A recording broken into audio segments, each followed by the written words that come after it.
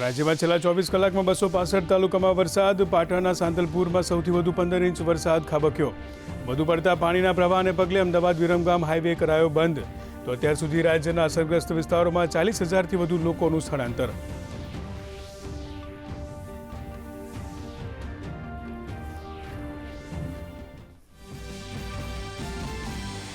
નવસારીમાં પૂરના પાણી ઓસરતા મનપા શહેરને બેઠું કરવા યુદ્ધના ધોરણે લાગી કામે.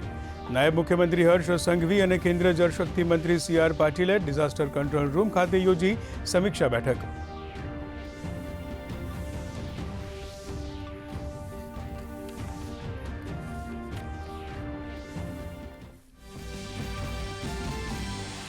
દક્ષિણ ગુજરાતમાં ઘટ્યું વરસાદનું જોર. બચાવ અને રાહત કામગીરી પૂરજોશમાં. આજે સુરેન્દ્રનગર, ખેડા, સાબરકાંઠા, ગાંધીનગર સહિતના 7 જિલ્લાઓમાં રેડ એલર્ટ. ભાવનગર, બોટાદ, મહેસાણા સહિતના જિલ્લાઓમાં ભારે વરસાદની શક્યતા.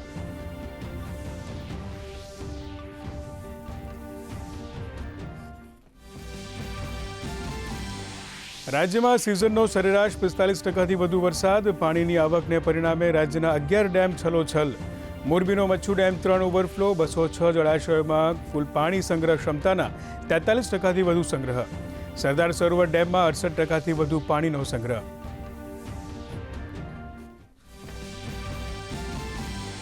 સંરક્ષણ મંત્રી રાજનાથસિંહ આજથી લદ્દાખના 2 દિવસીય પ્રવાસે. આવતીકાલે દ્રાસમાં યોજાનાર કારગિલ વિજય દિવસ સમારોહમાં થશે સામેલ. શહીદ સૈનિકોને નમન કરી તેમના અદમ્ય સાહસ, વીરતા અને બલિદાનને કરશે યાદ.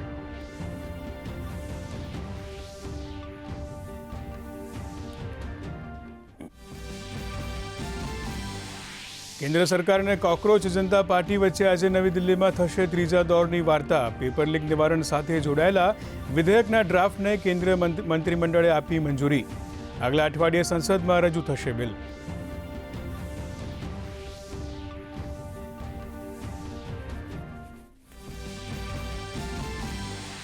NTA માં સુધાર પ્રક્રિયાની શરૂઆત. 47 અધિકારીઓની બરતરફી કર્યા પછી એજન્સીએ બહાર પાડી વેકેન્સી.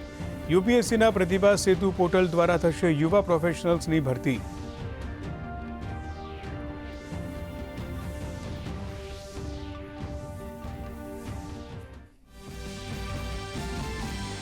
છ દિવસથી સ્થગિત શ્રી અમરનાથ યાત્રા આજે ફરી થઈ શરૂ. હવામાનમાં થયેલા સુધારા બાદ જમ્મુના સેલબાટનમાં રસ્તે શ્રદ્ધાળુઓ પવિત્ર ગુફા માટે રવાના.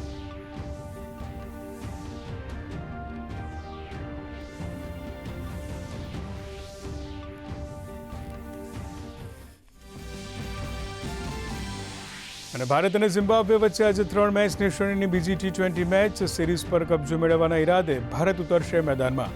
ભારતીય સમય મુજબ સાંજે 4:30 વાગ્યે શરૂ થશે મેચ.